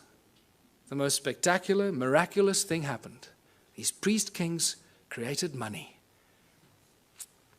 Money is not part of natural evolution. This is a complete misunderstanding of human history. Anyone that teaches you that has not done their homework. Money was maliciously introduced in ancient times as a tool of enslavement, the absolute tool of enslavement, and we are feeling the worst brunt of it right now. We are the guys, we are the civilization, we are the people in the history of this planet right now that can make a change. It's up to us what we do with this information and how we move from here forward. Today there are three main banking families, there are arguably a few more, but the big ones, obviously the Rothschilds, the Rockefellers, the Morgans, they control everything. They own all the banks in the world. How can I make the statement? Because they're the guys that bail out the banks when they go under. So they own them. It's simple, right? If you bail somebody out, you're going to own them. And you're not going to bail something out that you don't own, or at least that you don't control. So the World Bank, the IMF, the BI, the Bank of International Settlement in Basel, Switzerland, most people aren't even aware that there's a thing called the Bank of International Settlement. When they discover this, what? Wow, that's amazing. I hope they're good people. Can't they give us a loan? Remember, people, money doesn't exist. Okay, I'm going to get into this. Yes, did you want to say? What I don't understand is, you now say all the past history was rubbish and it was all evil, but still you want the role for government, the president. I don't understand it. So okay. You believe in the system, but everything else is rubbish. No. I don't, no. Well, that's what you're actually saying. No. You're getting the wrong end of the stick. We created the, yes, you are. We created the Ubuntu Liberation Movement. I'm going through it now. Just hold on, you'll understand where I'm going with this. Okay. There's going to be another point in time to ask questions. Okay. I discuss this because this is quite central for our understanding of who we are. Yeah. Okay.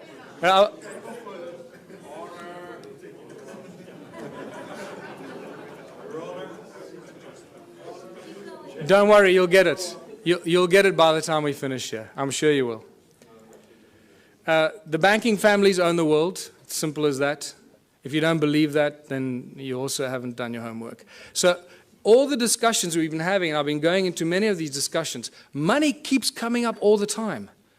But remember, money doesn't exist. Money is just empty promises. There is no thing as money. In fact, for those of you that know, I've been actively involved in legal cases in South Africa against the banks. Not just the banks, against the central bank, the South African Reserve Bank, the Minister of Finance as well.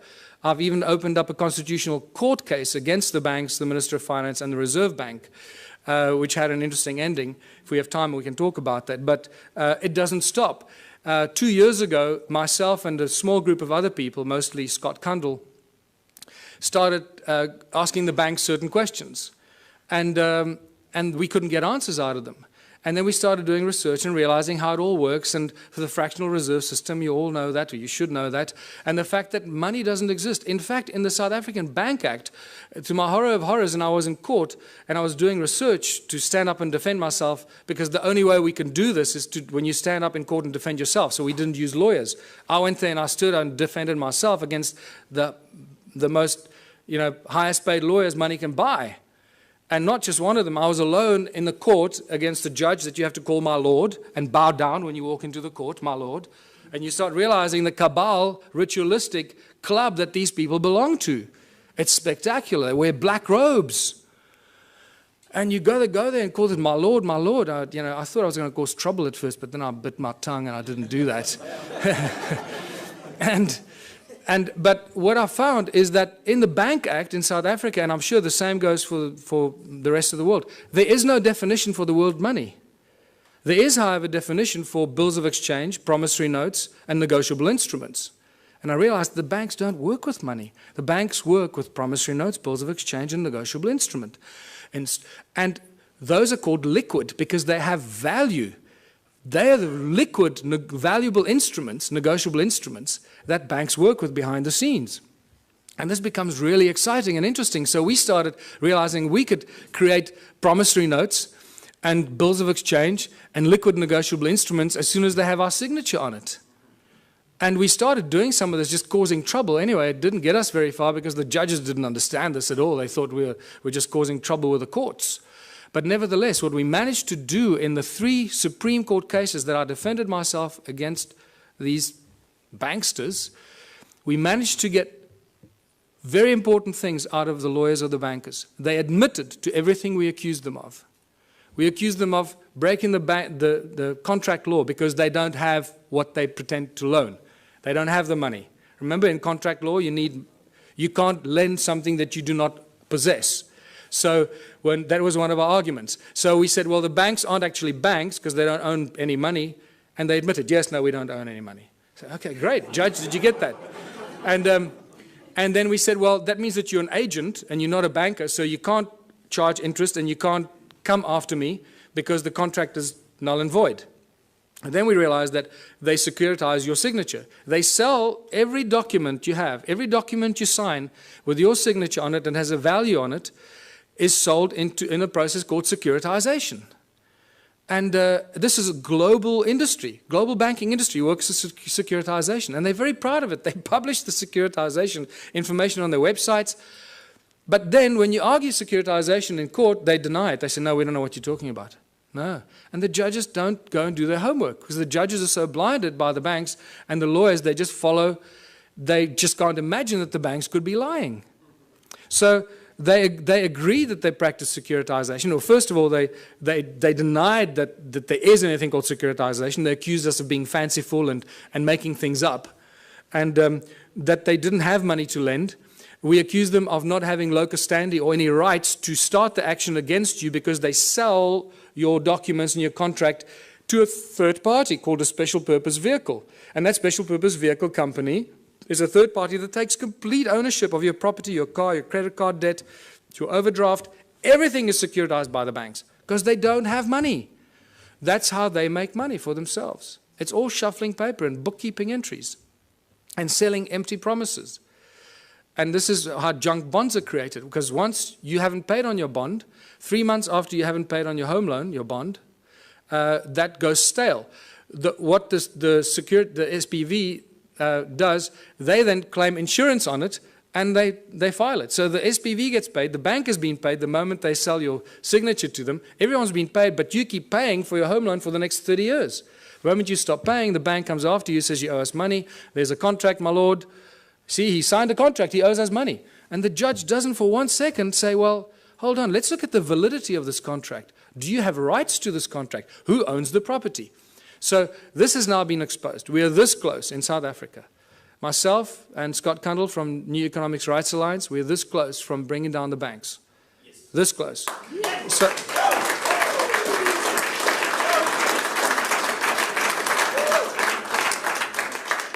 because they're just lying thieves. What you're talking about, the global banking industry, people, is nothing more than the largest legalized organized crime syndicate. That's what it is. So they're a bunch of criminals.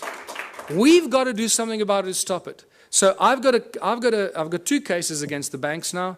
One of 5 counts of fraud, which they haven't argued any of the points. They've argued why I'm claiming all the money that I'm claiming. They're not arguing any of the points. And Scott Kundle has got a case with the New Economics Rights Alliance, which has become the 3rd largest non-profit organization in South Africa in the last 6 months, about 160,000 members. He's launched a case of unconstitutionality against all the banks. We're about to launch criminal charges against the banks, full-blown criminal charges, because the evidence is just becoming overwhelming. And all it's going to take now, one judgment. If there are any mathematicians here, you can see the complete insaneness of this. Out of thousands and thousands and thousands of court cases, people against banks, not one person has ever won a case against the banks. Just think about that. Clearly, this is stacked in favor of the banks. Clearly. And the judges are either paid off or they're too stupid to understand what's going on. But things have changed. We have a few situations in South Africa. We've had small victories where the banks withdrew. This is how clever they are. They withdraw before they get a judgment, or they abandon. So there isn't a precedent on the record. So you can't then go and argue the precedent. So they're very clever with this. But we're going to force them into a judgment because of what we're doing. And it's just going to take that first judgment and then it's all over. The entire global banking system works on the same principles, and it's just going to be a domino effect. And we'll do what Iceland did, hopefully. Just reverse all the mortgage loans, reverse all the car loans, credit card, just, Just reverse everything, because these thugs have stolen trillions from us and make us their slaves. And that's exactly what they do. And this is linked to our education system, because most people are indoctrinated into this way of thinking since childhood. Our education system has nothing to do with learning. It's really developed and funded by the banking families to condition humanity into following orders and respecting authority. They control the contents of all the textbooks and transfer of information. Our schools are really just indoctrination camps to brainwash our children to follow orders and to bow to authority. It's got nothing to do with learning, people. The money controls the legal system, as I mentioned already. And if you just look on the internet on a daily basis, you'll see that the economic collapse is just imminent. It's somehow being kept alive. The question is, and this is what I need to end on, because we can't keep talking about doom and gloom all the time. We need to talk about what are we going to do as a species? What are we going to do when it all collapses? And this is where the most exciting thing happens. And this is my message to everyone in the world. This is where the true humanity shines, and we realize how beautifully we can survive without money. We have to find a new system, because this system is broken. It doesn't work. We cannot continue doing what we've been doing for the past 6,000 years. That is insanity, and as you know, insanity is defined as doing something over and over again and expecting different results. So hopefully after 6,000 years we now have learned. Don't try and fix the current system. Change it completely. What is the one thing that we can do to change it? You know what that is. And this is where the Ubuntu Liberation Movement comes in. Join the movement. Realize it's a movement about higher consciousness. It's about breaking all the norms that we've been conditioned to believe, standing up to authority, and taking back what belongs to us, living, breathing human beings. The Ubuntu contribution system, I called it contributionism in 2005 when I first started writing about it. Completely new social structure, abundance for all. It's based on ancient knowledge when they didn't have money, where everyone contributes their natural talents or acquired skills for the greatest benefit of all in the community. It's a simple system. It comes with a lot of questions because we're so poisoned by capitalism, consumerism. Raises many questions instantly, but I've been through this thousands and thousands of times. I can already tell you what you're thinking, and I'm going to tell you what you're thinking just now. It goes back to the African roots called Ubuntu. All ancient cultures, in a way, shared this African system called Ubuntu. They have different names for it, but it always comes down to the same thing. It's amazing that the ancient cultures survived for thousands of years, not using money, and they thrived, as Foster Gamble would say. And they had a similar philosophy. If it's not good for everyone, it's no good at all.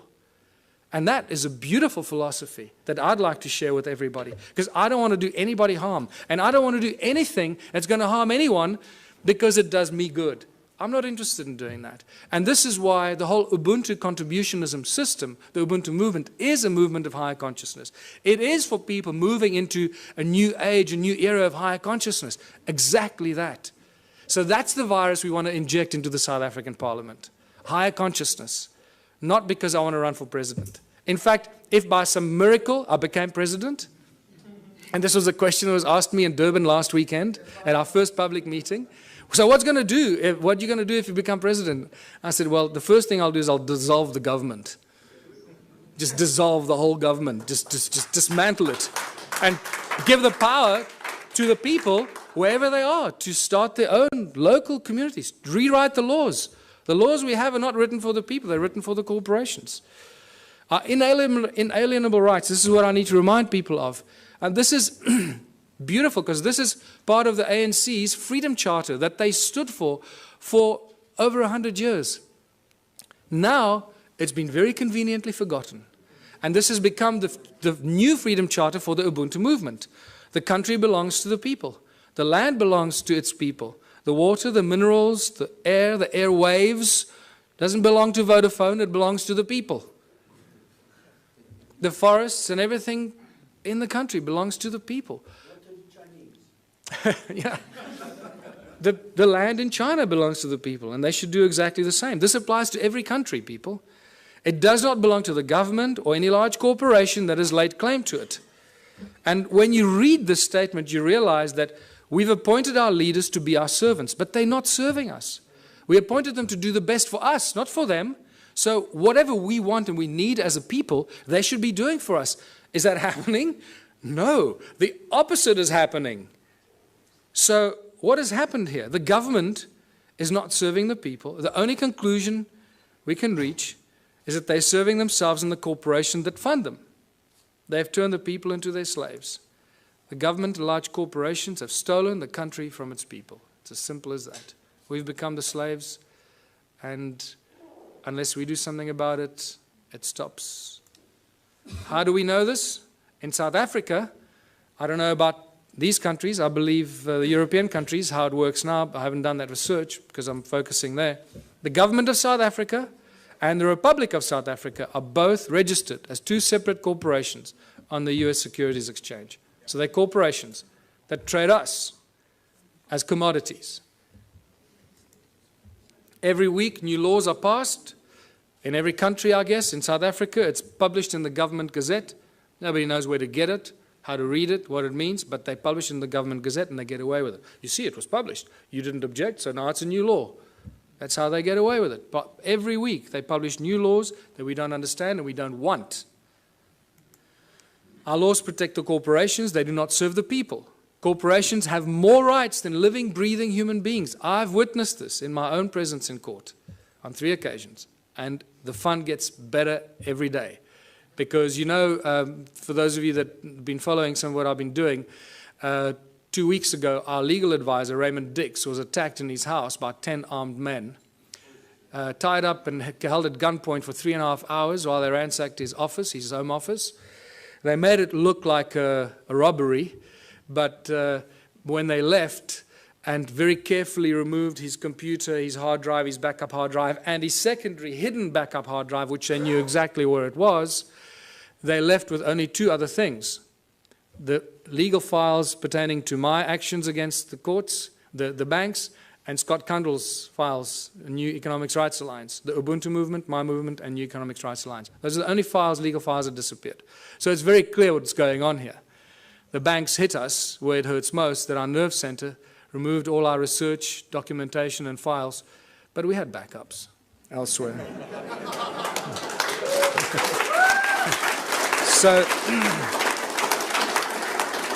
So now it's obvious, you know, if they take me out, they just created another martyr. So bring it on. I don't care. I know where I'm going. I'm going to sit on the right-hand side of Jesus.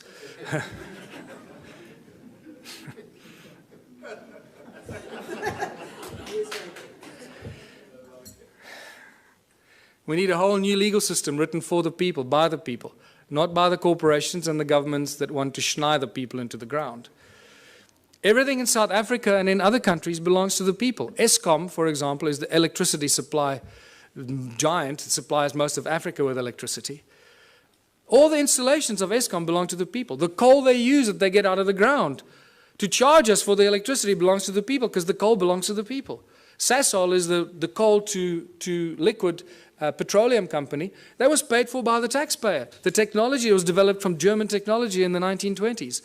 That was paid for by the South African taxpayer, all the early installations for Sasol. So all the fuel that we should be driving on in South Africa, we should have virtually for free because all the components belong to the people. The railways run every day, but they don't transport people. They transport coal and wood. Everything for the corporations, nothing for the people. You can't catch a train anywhere in South Africa.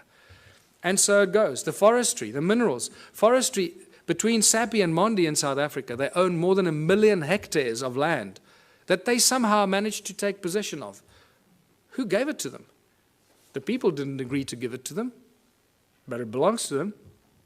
So you can see how this theft of the land and all the inalienable rights of the people of the land have been stolen and given to corporations. So the government and the large corporations have stolen the country from its people. It's obvious. What do the people need? This is where we start seeing the beautiful side and how simple things can be.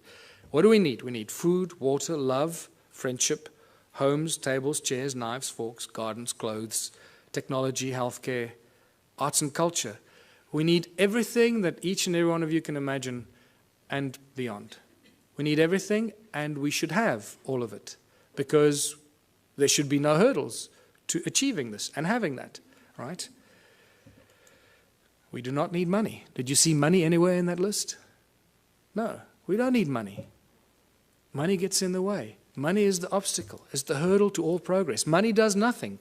People do everything. People plow the lands, grow the food, build the bridges, build the rockets, solve the mathematical equations, create the technology. People do everything. Money does nothing. Money is just the obstacle to all this incredible progress.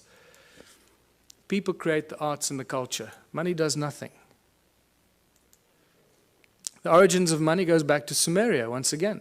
These Sumerians, the first forms of money were really little clay tablets. They were tokens of exchange. And then eventually they started minting them, as you know. So for millennia, great minds have stood up against the abuse of humanity through money. It's not something new. Julius Caesar stood up against the money, the powers of money. It took back from the money changers the power to coin money and minted coins on benefit of all. With this new plentiful supply of money, he established many massive construction projects and built great public works. And we all know what happened to Julius Caesar. St. Thomas Aquinas in 1225 said that the charging of interest is wrong because it applies to double charging, charging for both the money and the use of money. In fact, church law in the Middle Ages forbade the charging of interest on loans and even made it a crime called usury, which we know very well today. And even Jesus in his last year of life, probably the only physical force he ever applied was threw out the money changers out of the temple because they were abusing the people. And this is by far the most cutting statement made in recent times, Thomas Jefferson, because this is what we find ourselves in today. I believe that banking institutions are more dangerous to our liberties than standing armies. If the American people ever allow private banks, remember all our banks in the world, virtually all the banks are private banks, private corporations, whose interest is making profit at all cost. So if the American people ever allow private banks to control the issue of their currency, first by inflation, then by deflation, the banks and the corporations that will grow up around the banks will drive the people of all property until their children wake up homeless on the continent their fathers conquered. That's where we are standing today. All over the world, this is the situation we're in. Money is the obstacle to all progress. It does nothing for society. It is the absolute tool of control by those that control the issue and the printing of money. That's why when I say they own the world, they do. They literally, physically own the world in each of one of our asses. It prevents the natural flow of free energy. And that is very important to this weekend's activities here. Money prevents the natural flow of free energy. So I beg you, everyone present here, remember, it's about free energy, not I'm going to make $1 billion out of this energy. Give it away for free. It'll come back to you in ways you cannot imagine. Do that one thing for humanity. If you find any source of free energy, don't try and make zillions out of it. It will kill you or they will kill you before you can get it out there. Money is the primary cause for the 7 deadly sins. We all know the 7 deadly sins, or have we forgotten them already?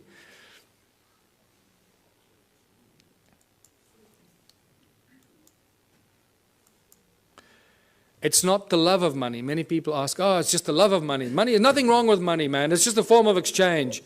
You know, we're so poisoned that we try and argue for it. We try and defend it. That's how poisoned our minds have become. It's incredible. It's not the love of money. It's the mere presence of money that causes all these problems. If you take money out of the system, all this stuff suddenly and miraculously vanishes. So what is the solution? If it's the mere presence of money or the love of money, of all of the above, what are we going to do to solve the problem? The answer is so blatantly obvious. Remove money. Just get rid of it. Get rid of it. What do we need it for? It's causing all the strife in our lives. It's destroying our planet. The mines are raping our Mother Earth, taking out the precious guts out of our Gaia and distributing it around the world to people that claim they own it. It's sick. The obvious questions, if you remove money, so who's going to shovel the crap? How are we going to pay for things? I'll just sit on my ass and do nothing. I want 50 Ferraris. You know, are we going back to the Dark Ages, living in caves? Is this a lawless society? Who's going to make the rules? Why should I do something I don't want? These are the first things. I know these are the most commonly asked questions, and I'm sure that you're asking some of them to yourselves. But I can tell you that as you work through this process of a moneyless society, a Ubuntu society, where everybody contributes their natural talents or acquired skills to the greatest benefit of all, with certain minor rules that are not rules, it's really just an agreement that this is how we're going to work together. The moment you start working in that kind of community, the abundance is so spectacular that we, right now, cannot imagine it. It is not possible for us to imagine it until you start immersing yourself in this kind of thinking. And I call these the Ubuntu communities, as I said, where everyone contributes their natural talents or acquired skills for the greater benefit of all in the community. A new social structure for a new world and a new age. Abundance for all beyond our wildest belief. There are 5 mantras, 5 key points to the Ubuntu society. And it's not barter or trade. Everybody often jumps, and a lot of people jump to the conclusion, think, oh, let's go back to barter. No. He who has more to barter or trade will eventually rule the roost. So you can't go to that system. If you have nothing to trade, what are you going to say? Well, I got nothing to trade, so I'll have to, kiss your butt. No. So the Ubuntu contribution mantra is the 5 points. No money, no barter, no trade, no value attached to anything greater or lesser than anything else. Because why? Each one of our contributions should be and is equally valuable. If you start telling, well, I'm a doctor, my time is more valuable than yours, you're barking up the wrong tree, brother. Okay. So, and the final one, where everyone contributes for the greater benefit of all in the community, because that is how you get rewarded. You get rewarded by the recognition of the people in your community. Isn't that the highest reward everybody wants and is trying to buy with money, is recognition and respect of others? In essence, ultimately, that's what most people really want, is just to be loved and recognized for what they've done. And they think they can use money to do that. And then when they make a lot of money, they get zillions in the bank, then they suddenly realize, oh, well, nobody loves me anymore. They all want to take my money. So let me spend my money and then people will love me. And that's generally what happens when they start paying for things and people love them more, when they start giving it away. So, united Ubuntu communities. In unity we thrive, and anything is possible. Anything is possible. A world without money. There's no crime, no envy, no gluttony, no greed, no hoarding, no hierarchy. And the whole Ubuntu, the Ubuntu movement and the Ubuntu party has no hierarchy. Communities look after themselves. We have no central government. We don't have any central assholes trying to tell you how you should be running your life. No obstacles to any kind of progress, because the solutions are simple, and there are many bright minds here. We all know what the solutions are, what should be done to solve the problems, and somehow our politicians just can't get it right. They keep screwing it up, So don't ask the politicians to solve it. Give it to the scientists, give it to the farmers, give it to the engineers. They'll solve the problems for us. Ordinary people will. Politicians will do nothing. Transition will have to occur in simple steps that flow from one to the other. We can't go from zero to hero. We can't go from a moneyless-driven, capitalistic, consumeristic monster to a moneyless society that lives in harmony and zen, right? It's not going to happen. So if you go onto my website, the ubuntuparty.org.za website, I've started posting a number of papers on how the transition will take place. There's not time for it now, so I ask you, please go onto our website and check it out. It's beautiful. What's key here is that the small towns will probably play a very important part in the transformation, because in small towns and small communities, people will agree on things a lot quicker than in the big cities. Right? So they will agree, okay, we need to get off the grid, we need to grow enough food for all of us, we need to make sure we got water, and they can go out and do it. We must create alternative energy for ourselves in our town, so if the grid goes down, we stay alive. And the small towns and villages will become the activators of this transitional phase. And I put together a few theories and ideas to give people ideas how to start doing this. It also goes into our education and schooling systems, where we stop sending your children to school. Please, I beg you, don't send your children to school. Don't do it. You're turning them into monsters. I've had a few of my friends in Johannesburg, in South Africa, that have not sent their kids to school. They are much smarter than the kids that go to school. And I'm not kidding you. They really are. They just learn from their parents, and they learn, and you'll find that what happens with these kids, they start reading later. They might start reading a little bit later. But when they start reading, they become like these monster little readers. They just read everything. I mean, these little kids are reading books that other kids don't even dream of. And that's because they're not preconditioned by the schooling system. Energy, water, food, housing, arts and recreation. These are the things that small communities can take control of very, very quickly and establish it for themselves, make themselves go off the grid and be totally in control of their own destiny. And many community projects must be and should be attached to this activity. Absolute abundance on all levels. Once you start doing this, food, science, culture, community, abundance on all levels. Now I'm going to give you a small example. You've got to use your imagination here because there's not enough time now. We've got to finish off here. So imagine in a little town that I live. We've got a river, we've got a fish farm, we've got a dairy farm, we've got a bakery, we've got a wood factory, a metal factory. The community starts to work in these projects. The whole Ubuntu thing means that, and contribution means that everybody must contribute 3 hours a week towards one of these community projects. That's all you have to do, 3 hours a week. A little town of 1,000 people, it's 3,000 hours a week. No municipality or town council can afford 3,000 hours a week salaries for people to do this work. Can you see how that's dramatically shifted the status quo and the equilibrium? How much we can produce if we just work for 3 hours a week on basic projects. Producing milk, cheese, butter, fish, breeding fish, baking bread, growing vegetables, and so forth. So now the community has been doing this for 6 months or a year, and they've established abundance on all levels, where all the people in that community that participate, that's why I called it contributionism, that participate and add their talent and their skills and their time, get everything, not for free, but virtually for free, so cheaply that the rest of the stuff, and also there's a principle where you create 3 times as much as you need for your own community. And I structure everything in the Ubuntu philosophy on the sacred geometry principles, 3366. So you produce 3 times as much as you need for your community. Why? Because there'll be other communities that can't produce what you're doing, so you'll be actually helping them while they're helping you with the things that you can't produce. So, and by the end of that, there's so much abundance because you're doing it 3 times that whatever you don't consume in your own little village or town, what are you going to do with? You're going to make it available on farmers markets and stores in your town for the surrounding communities. The moment you achieved that state, you've created the domino effect. Because what's going to happen to all the neighboring towns? All the people from those towns are going to come buy your bread, your milk, your cheese, your whatever it is you produce. Because it's going to be a fraction of the cost they pay for it in their own town. There's your domino effect. There's your trigger point. So think about it from that perspective. At the outset, it sounds like a huge thing. Wow, how are we going to go from there to a moneyless society?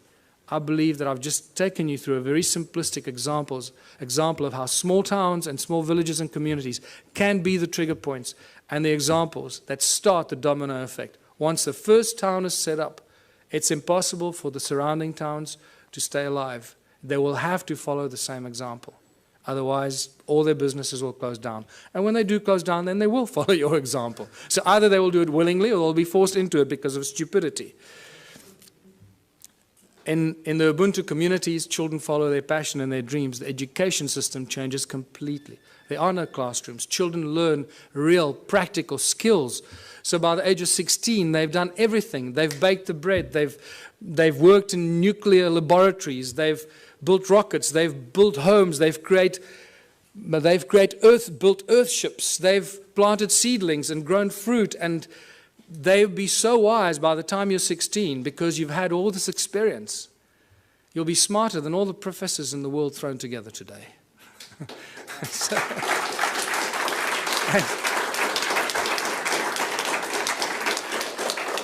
take any school leaver today, put them on a farm, put them anywhere into a practical solution. What can a person with a high school diploma do today? Absolutely nothing. We're useless to society. That's what they've created. Can you see the brilliance in their plan? They are so smart, these people. They. That's us, right? So we are so smart that we're doing this to ourselves, right? Where we create our children, turn our children into these little, we lock them up in jails for 12 years, most precious years of their life, and then throw them out to start all over again and be totally open to manipulation and control. So master teachers, only when a community decides that you're a master shoemaker, or you're a master rocket scientist, or you're a master baker, or a master this, only the community can decide who they will allow to teach their children. Isn't that a better system than teachers that go and get some diploma and they're real assholes and they teach your child? You go, God, how can that? I'm not going to let the teacher teach my child. The community will have the final say. So when I say decentralized government, that's how fine it becomes. The community chooses who their master teachers are, the people that they have respect for, and the people that they honor for their capacity and their ability. And this is how we grow, how we build Ubuntu communities, because only out of unity comes infinite diversity and abundance. Only out of unity. Anything else is a futile exercise that will bring us back to the same point at some future point in time. So I'm going to end here, because this is the end. Join the Ubuntu Liberation Movement. It's not just a South African entity. We've had various people around the world say to us, can we start the same thing in wherever? Yes. Go online. Start the same thing. Use all the material I've published. Put it out there. Share it with everybody. And become part of this transitional phase. And thank you for listening. I hope I gave you some food for thought.